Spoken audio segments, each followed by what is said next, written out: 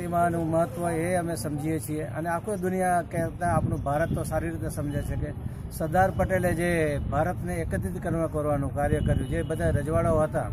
એનું જે એકત્રીકરણ કર્યું, એ માટે અમે આ સરદારશ્રીને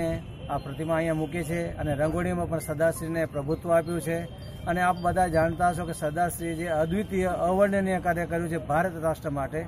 અને આજે રંગોળીના જે વિવિધ પ્રકારના અમે 28 પ્રકારના કલર પૂર્યા છે. અમે એ જણાવવા માગીએ છીએ કે આ સમાજમાં જ્યારે દરેક માણસના જુદા જુદા મગજ હોય છે, એ જુદા જુદા મગજ જુદી જુદી દિશાઓમાં કામ કરતા હોય છે, પણ જ્યારે બધા એકત્રિત થઈને સરસ મજાની ચટણીમાં કેવા બધા રસ આવી જતા હોય છે,